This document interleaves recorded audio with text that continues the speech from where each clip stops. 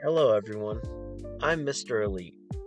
Welcome back to the Elite Podcast, where resilience meets realness, and where we show up for each other like family should.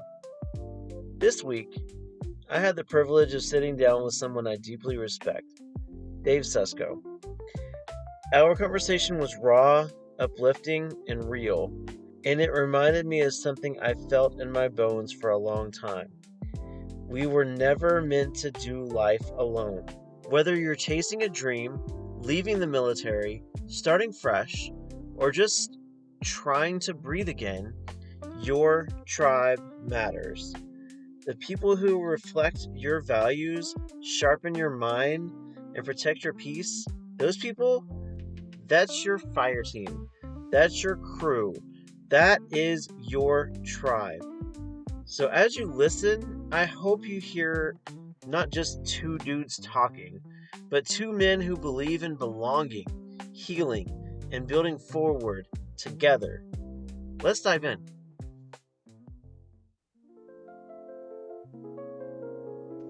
We are currently making our way through the 4 wellness pillars. My goal is to get someone with skin in the game on 3 of those. Joining us this week is Dave Suszko. Welcome to the Elite Podcast, Dave. Could you please let us know what your credentials are? Hey, Lee, good evening. Thanks for having me on your show, dude, as you're just getting started, starting to take this off. Honored that you asked that I could give some advice and perspective on the social pillar. Thanks for the introduction. My name is Dave Suszko, commissioned in the Air Force in 2003. So I've been a service member for about 20 plus years. That's how Lee and I met through an air and space assignment. Various career fields. I've been a career space and missile operations officer.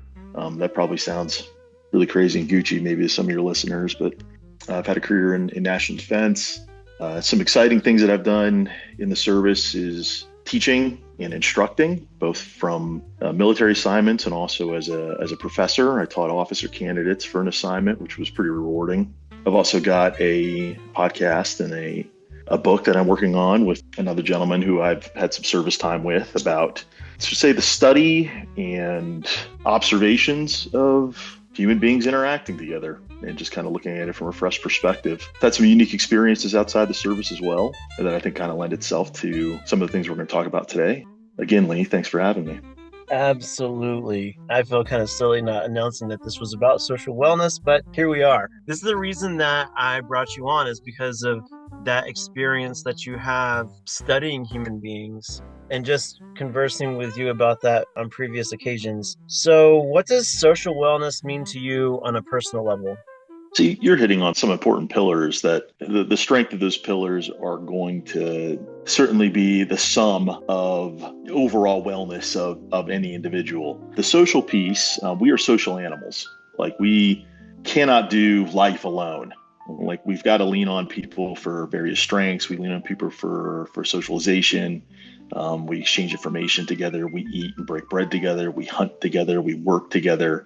And without strong social bonds, without friends, without acquaintances, without a mission, I have seen people deteriorate that otherwise were doing really well, not have those social connections, because it's something you cannot ignore. And I don't think we're taught that. I think that most social circles people fall into kind of happen by way of your environment, and you don't consciously think about them. But we're going to dive into that today, right? Exactly. So I'm going to skip ahead a little bit to this question, because what you just said made me think back to COVID-19. In 2020, many people learned the true meaning of solitude. How were you able to manage this era? And do you have any tips for people who may still be locked into their pandemic level antisocial routines? I could certainly say, and I think through your and I's observation, having done some service time after the pandemic, that, I mean, the world has changed. Oh, yeah.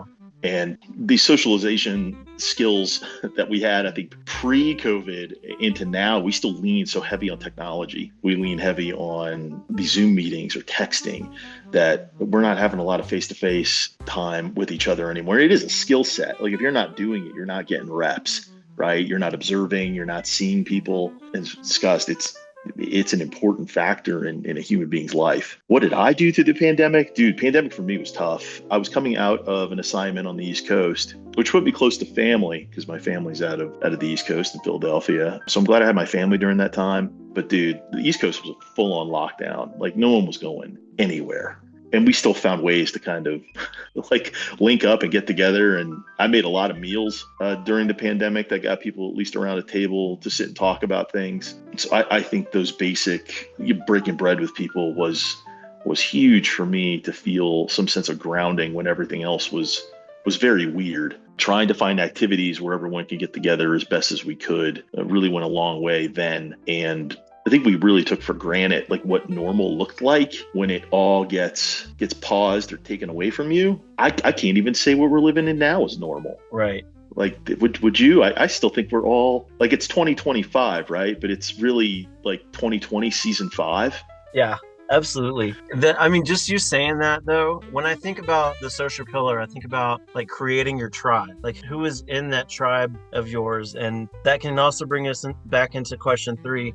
But making sure that your people are okay is not only good for their social pillar, but it's also good for your own because you're honing those relationships. But then back what you just said, how we're still not on that normal, quote unquote, level. It's so true. Like we got so used to being at home, and it's kind of funny we're taking advantage of that right now because we know that people are going to listen to this because people got so used to not conversing with other people that they started listening to the podcast, started using Zoom, which is what we're using here. So it's just crazy that we're using these things to talk about this specific thing. Well, it's But the then mechanism.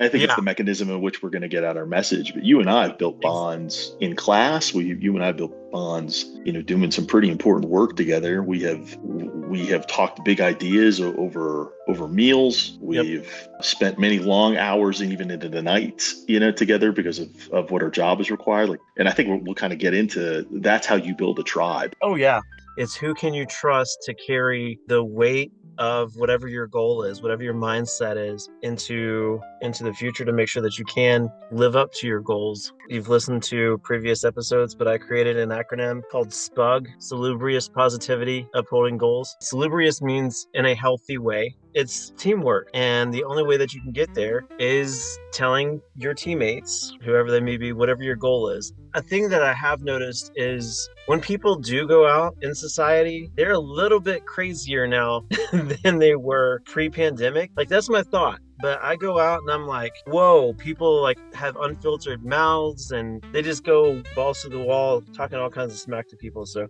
Yeah. What does social calibration look like in the year 2025 moving forward, right? right. Like, especially when those norms have not been set, for better or worse. I mean, I coming at it from a non-judgmental perspective, right? Who's to say what we were doing prior to that was correct?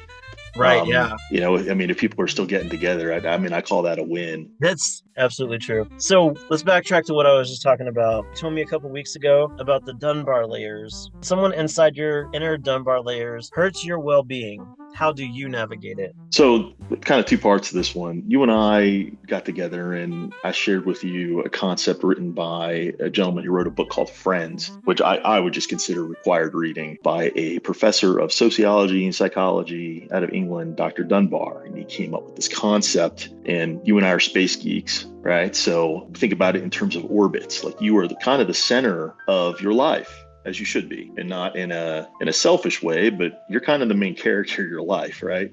Like if you were your own sitcom, we could laugh at things like you're the main character and you get to decide kind of where things go. So Dr. Dunbar is drawing out these valences, these circles that start with you and start working its way to the outside, where your first 3 to 5 rung are your intimates. Those are your closest friends. Those are your intimate partners. Those are the people you spend the most time with, the people that you lean on and trust the most. And then going out from that layer, you get into a 10 ring, and those are your closest 10 to 15, 20, and so on, right? Mm-hmm. Dr. Dunbar has, in his observations as a psychologist, sociologist, has said that the human evolutionary psychology, that our brains were really developed to hold about 150 people in our mind. Like we can have meaningful relationships with 150. And then beyond that, there's this break in this line and it becomes an us versus them. Like human beings are very tribal. Mm-hmm. So beyond that 150, it's now stranger danger, right? Where you're going to start protecting your well-being, your resources that you have inside of your Dunbar layers from people who are outside of your Dunbar layers. And maybe you could see this from a psychology of like a high school cafeteria, right? You're holding your tray. You're like, God, who do I sit with, right? Like, and I Yes. think that's a unique, not a unique perspective everybody goes through, right? Is like, what tribe did you belong to? Hmm. And those are the people that you trusted. And so much of those bonds were based upon the environment in which you were in. Like your bestest friend became your bestest friend because you had homeroom with them, right? So some of it was environmental, and it becomes that way as an adult. Like, how did you end up becoming brochachos with with Lee? I was like, well, we worked together, right? So many bonds are made by our environment. But within these layers, some people I have presented this idea to, or told them to read the book, go, hey man, I don't have 150 people. And I go, all right, I'm going to challenge you on this one. Like, let's start bringing in your favorite TV show, Boom. because now you've got, you know a character probably better than maybe even people in real life. And again, not going to throw judgment on it because, character development and things like that are written by other human beings. But if you're anchoring more of your attention into pulling a fictional character into your Dunbar layers, you need to get out more. And that would be my, that would be my push to folks, that you should fill your Dunbar layers with people who are going to lift you up, and maybe diversify that group of people based on interest. Like, what are you into? You should have a tribe for that. It's okay to have multiple tribes for these Dunbar layers, to have some depth where, how do you know this person, and why are you such good friends? I'd be like, well, that's a guy or gal that I work out with, or I have a club with, or I read with, or whatever your interest may be and may lie. It's developing social connections off of more than just, I go to work, I come home. It's, who are you? What makes you tick? And then who are those people around you who lift you up? That should create those tribes for you to lean on, because everybody needs those social connections. Absolutely. I just got my hair cut yesterday, and the lady who cut my hair, she has a psychology degree. And I was like, oh, no way. And so I talked about the podcast, and now she's following me on Instagram. So, That's cool. right? Give her a shout out. she's part of your tribe, man. Yeah, these ideas. We were all. Unless you've been living under a rock, right? Like social media has been. If you're on Facebook or Instagram, or even back in the day, I'm dating myself. MySpace. MySpace actually had you put up like your top 5, top 10 friends. Remember that? Oh, yeah. Yeah. There was a cell phone company back in the day. It was like your favorite 5. Like, this idea has been around, and then these connections. Like, Lee, you have Dunbar. You have a Dunbar layer out to 150. I have my 150 Dunbar layer, and when these overlap, this is where you find your connections. These are the whole, like, who are you mutual friends with? Now these connectives all come together. Of like, if someone is in your tribe, they're more trustworthy than someone who's coming from a completely outside tribe. There's less stranger danger when there's a connection between somebody that I have trust with, that you have trust with, and that moving in and out of Dunbar layers becomes much easier than introducing someone you've never met before. You kind of don't know what they're about. Mm-hmm. Great response there. So anytime I'm less speechless, I'm like, whoa, okay. No, well, that was just part one. It's like, what is this Dunbar layer thing? And I think part 2 of yours was, if you read it again. Okay, yeah. When someone inside your inner Dunbar layers hurts your well-being, how do you navigate it? So I'm going to take this on the positive point first, right? You're looking for people to be close with they're going to lift you up, and you could recognize that. And I don't mean people who are going to push toxic positivity on you. Mm-hmm. And hey man, just be yourself, which I actually think is really terrible advice, because what if yourself sucks? I want people in my circle who are going to lovingly bully me to be a better version of myself. And if that person is not doing that, then I'm on a mission. I want other people in my circle to also be on a mission of betterment and wellness. And you get to decide kind of what you want to do with your time, energy, and attention. And it's not to say that you need to push people away from you, but maybe we look at it from a position of attracting people closer to you who do push you in that tribal kind of way, that friendship way, to be a better version of yourself. Oh yeah, that is such a positive way of moving a negative. I love that. Go ahead. I want to hear your thought on that. Because you're taking advantage of that negative to make it into a positive. What you're basically saying is you can bring somebody into your inner and push the person who's in your inner, who is not helping you strive, to maybe just outside of your inner, maybe your outer layers, but maybe they can come back and you're not totally getting rid of them, but you're like, hey, off with you, whatever. And so you're bringing that those other people in who will help you to create whatever goals whatever goals you're trying to attain. People like to say that's stepping on other people, but we're all kind of using each other as a ladder anyway. So you had a question in your readout here, and I'm just going to go straight to it. And it was about kind of improving your social circle. Yes. And I've heard this quip a lot of times that the most important thing in any relationship is communication. And like I've heard that so much, it's a trope. I don't believe it's the most important thing, actually. And it's based on Dunbar layers, and we're talking about attracting positive. But the best thing you can do for your tribe is to improve yourself. Absolutely. Because when you're making those strides and improvements, you don't necessarily have to identify someone as good and or bad for me. It's just, are they in alignment with where I'm going?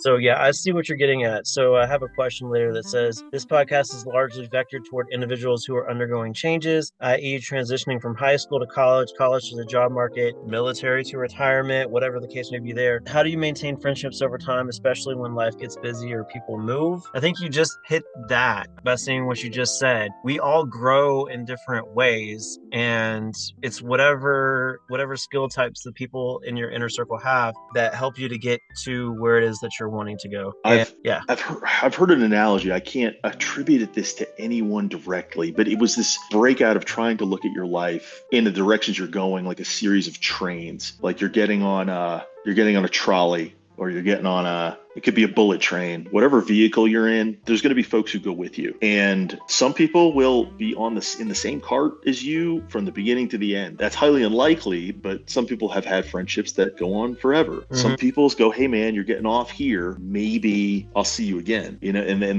you'll pick up again at some other station doing some other thing. And that's okay. Man, talk about the life experiences that happen from you getting out of your primary school experiences. Like if you're like us, we've had our time in the service. When you join the military, you're gone. And that's a unique experience as well. Yeah, most people kind of stay, and this is covered in Dr. Dunbar's book, that if we look at the evolution of human beings, there was a time in history where you were born in one place and there were natural physical boundaries in places. Like that river right there is something we don't go over. Our tribe stays here. Are you talking about Alabamians in general?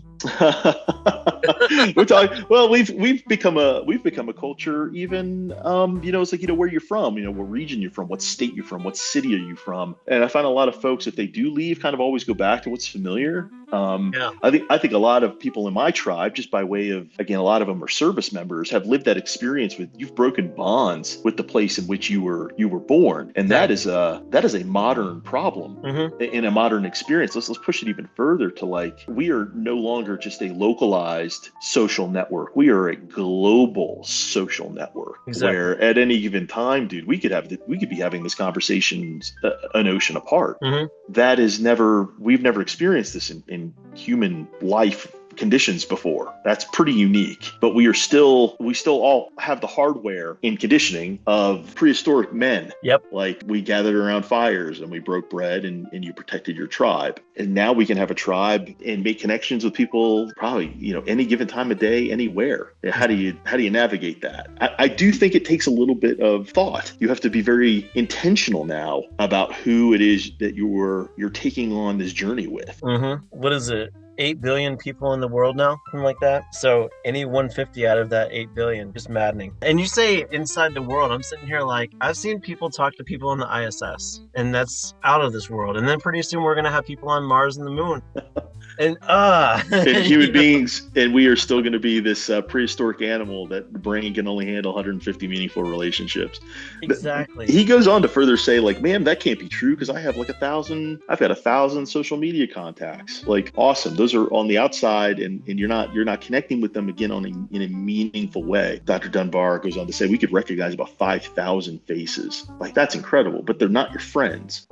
What's really crazy is the amount of people that I have taught I don't know if I would notice or recognize, I would say more than 100. What systems are in place to allow for healthy, or as I say on this podcast, salubrious social lives? So I believe it starts with intention and any one individual going, this is what I'm about and this is what I want to do and this is who I want to be. Because human beings are going to be, we're social animals anyway. If it's based on your environment and say you get involved with people that they like to go out and party. And I ain't against going out and partying, right? But there are, and again, good and bad as a judgment, right? Is it leaning towards the thing that you want to become or not? You only get so much time, energy, and attention to give. And if you're the center of your Dunbar layers, is the activity helping me be better or not? Like I'm all for getting together with friends who want to go push it up. Yeah. Then when does that become too much? Mm-hmm. Or maybe you're in an organization or a group where, well, let's talk, the workaholics, right? I mean, you're only socializing with a certain group of people that are constantly grinding. There's no room for rest and recovery there. But you're in a tribe that does nothing but push yourself to exhaustion. We've been in those organizations. We've seen that. We've considered that. And we've chalked that up as normal. And it takes a kind of a reframing to go, man, this is not sustainable. In the same way that partying too damn hard is not sustainable, grinding too hard is also not sustainable. And who am I doing this with? What is the objective to this? Is it making me better? And if it's not, then how do I recalibrate? And who needs to come with me? Who do I need to lean on? Nice. And I appreciate you saying sustainable. In 2 weeks, I want to do an episode on goal setting, and I want to talk about SMART goals. And the S, of course, is sustainable. And you actually helped me with that last week when we were talking about how many calories I ate last Monday. Obviously, 1,100 is not sustainable. We know that. You thought on the math scale that this would work. I was like, bro, your brain needs that alone. I was just so worn out. I was like, I can't eat anymore. So you were one of the bros who would check on me when I was a few weeks out from my bodybuilding show last year. And that was, I was cut calorically pretty deep and didn't realize how flighty and like not present I was based off of how much I was not eating. And yeah. I'd never done anything like that before. So the stories from my friends and coworkers at that time, man, they were telling me all kinds of stories about how I was not home. And I was like, well, I mean, I was doing that for a reason, that final race to the finish line, if you will, to get on stage and look all bronzed. And yeah. That was intense. I did not want that to be you, as you're like, I'll just do this for X amount of weeks. I said, bro, that's not how this works. You're going to crash. I can't be having that. I need you, man. I appreciate that too. We're going to go for the last one. Finally, what's one thing listeners can do today to build better social wellness in their lives? It starts with you. It starts with you. And it starts with recognizing what you do and do not have control over. It starts with, and here we're going to give you the plug to your goals, right? And what are your SMART goals? Who do you want to be? And what do you want to strive for? What mission set do you want to take on? And the beginning of having better social connections is improving yourself and attracting just high-speed individuals into your life, man. And I mean, not every one of them is going to be a saint. I mean, none of us are perfect, right? But you have stronger bonds with people that you're trying to accomplish things with. That's it. And I think listeners would probably understand that, man, there's a lot of people that want to, rest on their laurels, or they spend a lot of time complaining about things that they absolutely have control over. And it starts with you. And I don't know how you do it. Maybe it's meditation. Maybe it's a pen and paper. Maybe it's I whiteboard things. You know that about me, Lee. Oh, yeah. And I'll whiteboard things. I'll mission plan it out. I'll be like, this is what I want to do. And then once you start putting that on the board and figuring out what direction you want to go, that right there begins to cut out activities and or people, fortunate or unfortunately, like, man, this guy or gal, they can't come with me. They're not going to be on my journey for the next couple of years. But I know I'm going to meet folks who are. Right. And what you just said just brought me back to something that I heard when I was in Sunday school back in the day. And they would talk about birds of a feather flock together, or they talk about grapes. And what happens when one grape molds, then the bunch molds, right? So you got to pluck out those bad grapes so that you can thrive. And that's just perfect, because that also kind of leads us into that that spiritual pillar, because we talked about, of course, here we were talking about the social pillar, and we were talking about the physical pillar, not really about the mental pillar, but we could lump most of what we talked about into all three of those. But underlying in all of this that we've been talking about all four, because the spiritual pillar is that motivation that you're talking about. Whatever your goal is, whatever your mantra is, then that's how you get there, right? That's that little carrot on the stick, if you will. So I love that. That's a great answer. There is so much. There is so much in this topic, man. I mean, well, I know you wanted to dive kind of on the idea of setting up the framework of people understanding, like, what is a Dunbar layer and how does this work? Because if you can draw it up, you begin to kind of see who's close to you.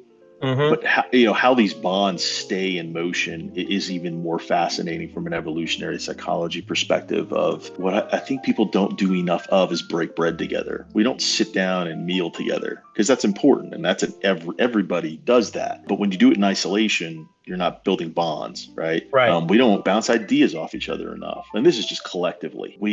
Where there is an opportunity to be social, I think coming out of the pandemic, we really have started to just be like, well, I've had to do this alone. I'm expected to do this alone. I'll continue to do it alone, instead of breaking the frame of going, I can collaborate. I can bring people into this, even if it's a personal mission of yours. Like, who can come with you? You're doing it now on your podcast. I've got this idea. Who can we sit down and dissect ideas with? Yes. And so thank you so much, Dave. I oh my God, I appreciate this so much. And I will 100% be looking for everything that you're working on as well. Thanks, my dude. No worries. That was Dave Suszko. And if you didn't feel the fire in that, I don't know what to tell you. Building your tribe doesn't mean finding perfect people. It means finding real ones. People who walk with you when it's hard, hold you accountable, and still believe in your light even on your worst day. So here's your challenge this week. Reach out to your people. Thank them. Invite someone new in. Start building that circle. Your mission may be solo, but your healing doesn't have to be. As always, thanks for listening. If this episode moved you, share it. Follow the show. Rate it. Let's keep forming this tribe.